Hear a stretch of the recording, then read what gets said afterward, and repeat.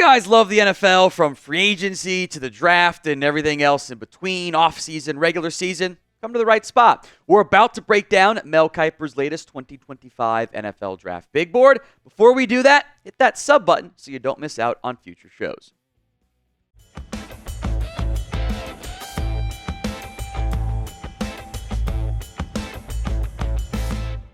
Let's break down Mel's top 25, and there shouldn't be much of a surprise. At number 1, Travis Hunter, no change in the last couple editions of Mel's Big Board. Wide receiver, Mel would have him number 1.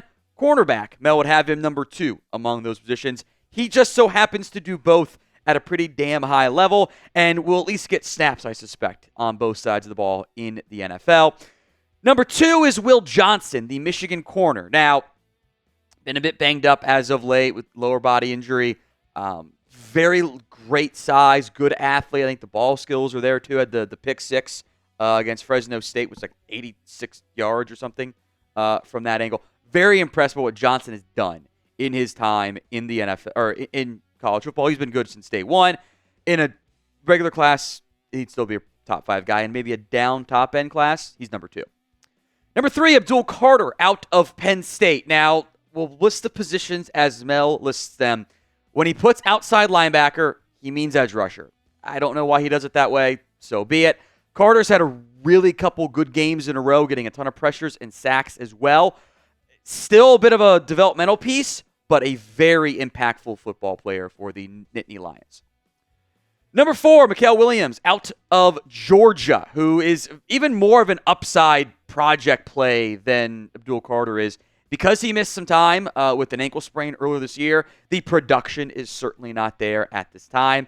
This is a little bit, he's not quite as big, I don't think, at least measure-wise, as Trayvon Walker, but that's kind of what you're running into here with Williams out of Georgia. More defensive players. Mason Graham at number 5 here out of Michigan. The production isn't great because Michigan's bad on defense this year, but the impact when he gets chances to show what he can do is very impressive. There might be some fan bases out there who are traumatized by Michigan defensive linemen early, but you shouldn't be. This is a very, very good interior defensive line prospect. The first pure offensive player on Mel's Big Board, number 6, Kelvin Banks. There are arm length concerns. Some teams might view him more as a guard. He hasn't really gotten beat that much so far this season. I agree with Mel here. He should be the number 1 offensive tackle or guard, if you want to put him there, in this year's NFL draft class. Then the first quarterback, number 7, Shedeur Sanders, who, a little funny to see Mel this time last year saying Shedeur is a guaranteed number 1 pick and has him at 7 on his big board now. Even though I think Shedeur's been better. I think there was some ESPN creative, narrative-driven hype that was a bit overblown last year. He holds the ball a bit too long. The arm strength and athletic ability are not top end, but he's very accurate. I think in this year's class, he is my number 1 QB. There's another guy we'll get to that is in that conversation as well. But in a down quarterback class, I think Shedeur is going to go pretty early in round 1, as long as he checks off all the boxes in the pre-draft meeting, interview, intangible side. So is Shedeur the best quarterback prospect in this year's NFL draft? Y for yes, N for no. Let me know in the comment section of today's video, especially if the ad comes here on YouTube. Nic Scourton out of Texas A&M, 6'4", 285. I'd like to see him trim down just a little bit, but he's been very productive against the run, and if you can shed 10-ish, 15-ish pounds and test better, that would help his draft stock quite a bit. Another defensive player, very common trend on this list. Malaki Starks, I think he's been really good over the course of his college career. Maybe not quite as impactful this year, but there's probably some don't throw at Starks stuff, especially after what we saw in week 1 against Clemson going on there. Safeties typically don't go that early in the NFL draft. Look how far Brian Branch fell when he was, I think, a pretty clear-cut top 10 guy. Starks is a rangy free safety option, though. Will probably still go round 1, and probably the top half, too. Ashton Jeanty, number 10 on this list. I almost never say to people, don't watch the highlights. It's bad because you're only getting the positives and you don't see some of the downsides and the negatives. And I can make a highlight reel of any player look great. I can make Ryan Leaf look like the greatest NFL quarterback ever. We knew he was terrible. You could probably just watch the highlights for Ashton Jeanty. because it's like every play's a highlight almost. He has been wildly impactful on the ground. He's trending towards 2,000 yards this season. Incredible rate of forced missed tackles, even against Oregon. The positional value stuff is fine. The talent is undeniable. Number 11, Cam Ward. He is not going to be for everybody. I do want to emphasize that. If you are okay with someone not always playing on time and holding the ball longer than they maybe should and making some questionable decisions but generating big plays, being the anti-Daniel Jones, Cam Ward's your dude. He is a gunslinger. That's not going to be for everyone. Like, that might not actually be a great fit for, what Shanahan, for example, wants in his coaching tree once. But if you're okay with, the Giants stand out to me here, assuming it's Brian Dable, and allowing some, double-edged sword play, Cam Ward is a really good option. Another Georgia player, Jalon Walker, who has had a massive breakout season this year. I think he's going to be best as an edge rusher. You can, put him in. Not many teams use pure 3-4 anymore. It's kind of outdated. It's all nickel these days. But, as the fifth defensive lineman on the outside, he can drop into coverage. He can play off ball. I think he's at his best, though, moving downhill and attacking. You deploy him like that, I think good things will happen in the NFL for him. Today's show is made possible by Prize Picks. It is the best place to get real money sports action. With over 10 million members and billions of dollars in awarded winnings, Prize Picks has made daily fantasy sports accessible to all. You just pick more or less on at least 2 players for a shot to win up to 100 times your cash. Run your game all season long on Prize Picks. It is the best way to get action on sports in over 30 states, including California, Florida, Georgia, and Texas.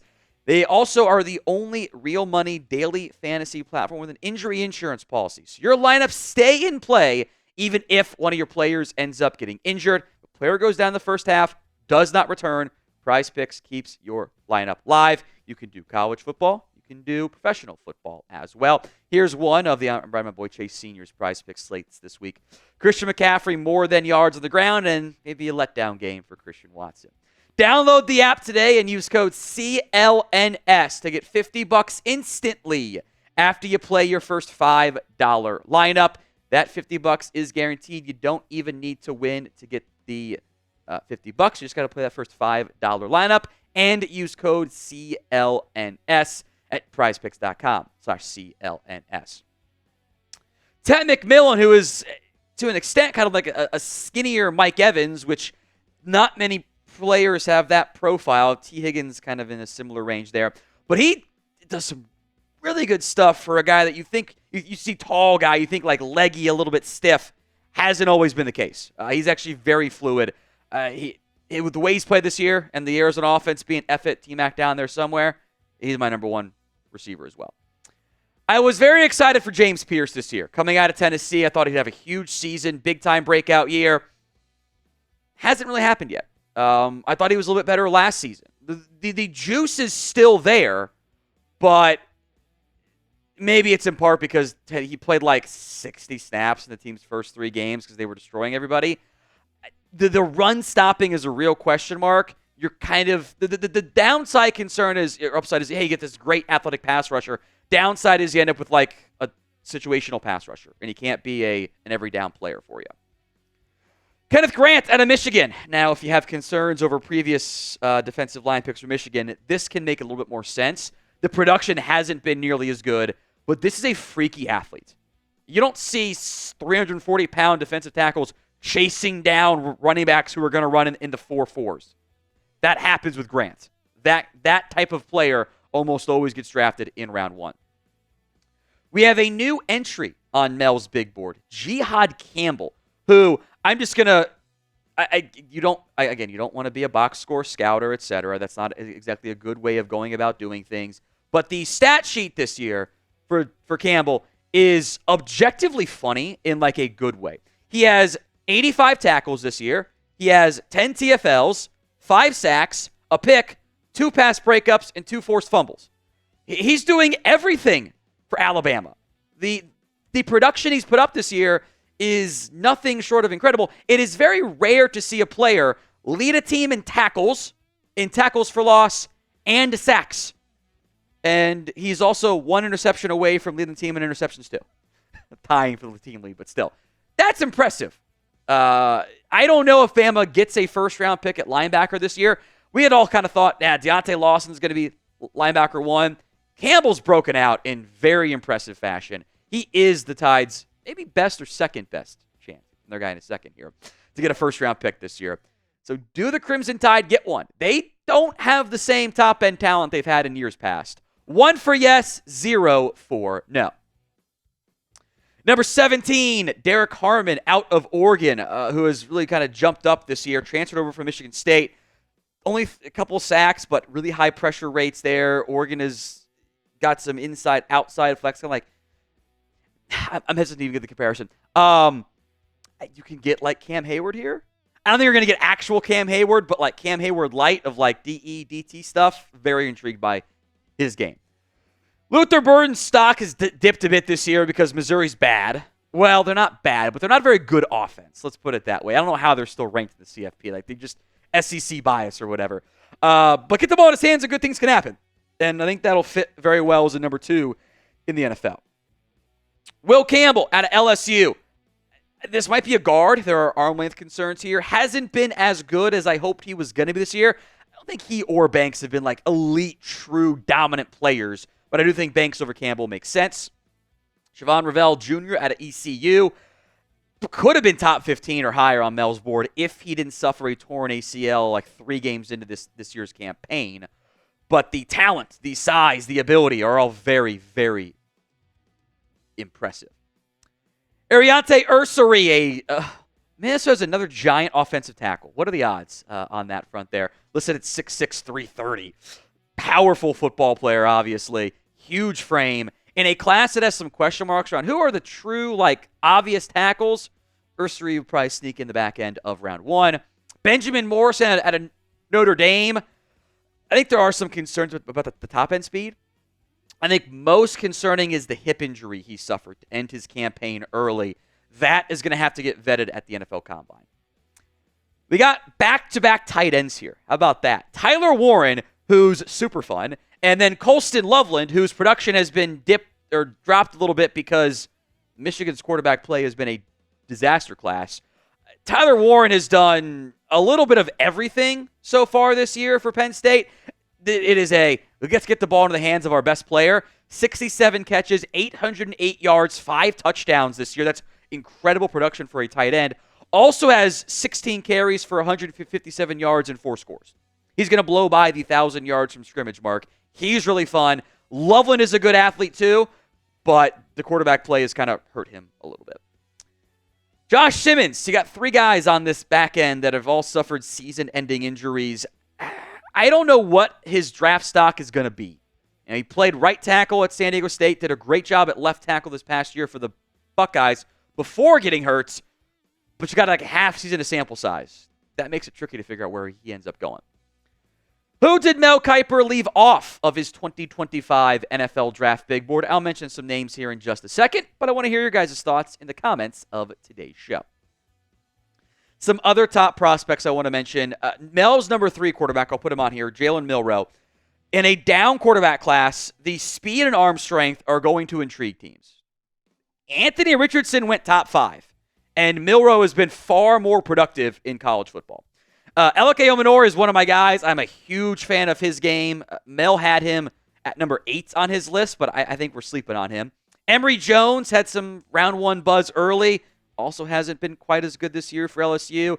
Mel's got him number 6 among offensive tackles. He really might be a guard in the NFL. I almost put Cam Williams on here. I think we are sleeping on him.